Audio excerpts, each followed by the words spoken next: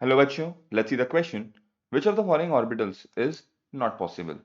तो देखिए, अगर आप बात करोगे अपने ऑर्बिटल्स की, तो एक पर्टिकुलर शेल में, ठीक है ना, एक पर्टिकुलर शेल के रिस्पेक्ट में अगर आप बात करें, तो जो मैक्सिमम सबशेल वहां पे पॉसिबल होता है वो होता है एल। और एल किसके बराबर होता है? ये होता है आपका एन माइनस एल के, एन माइनस वन के। ठीक है, मतलब किसी भी पर्टिकुलर शेल में the maximum number of subshell जो होंगे वो किसके बराबर होते हैं? वो बराबर होता है आपके एन माइनस वन के। मतलब सर एन होता है, एन होगा मेरा शेल नंबर, एन हो गया आपका शेल नंबर। फॉर एग्जाम्पल अगर आप बात कर रहे हैं, एन इक्वल्स टू वन की, तो एन इक्वल्स टू वन के लिए जो आपका एल है वो क्या आ जाएगा? वो आ जाएगा जीरो। तो मतलब सर यहाँ पर आपका जो पहला शेल होगा, पहला शेल, उसमें सिर्फ आपके पास एक ही सब शेल होगा और वो होगा एल इक्वल्स टू जीरो, बोले तो वन एस।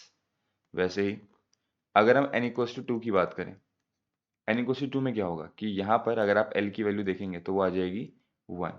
ठीक है, तो यहाँ पर जो आपका कौन कौन सा होगा? तो जीरो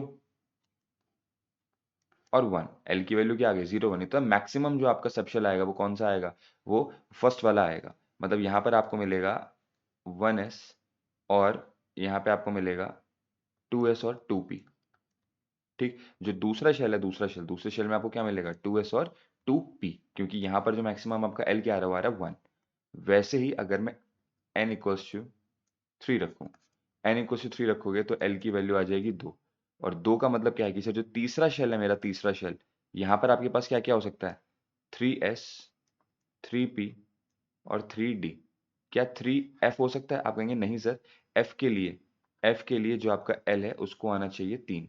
लेकिन यहाँ पे तो हमने थ्री एफ ले रखा है, तो ये सही होगा गलत? सर ये होगा गलत। तो यही आपका होना क्या चाहिए answer? This is not possible, क्योंकि जो तीसरा शेल होता है, तीसरे शेल में हमारे पास सिर्फ थ्री एस, थ्री पी और थ्री डी ही क्या होता है?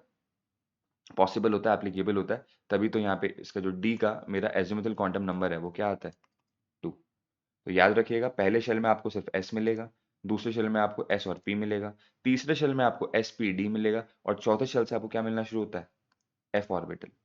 ठीक है, तो option A is the right answer. Hope this answered your question. Thank you and all the very best.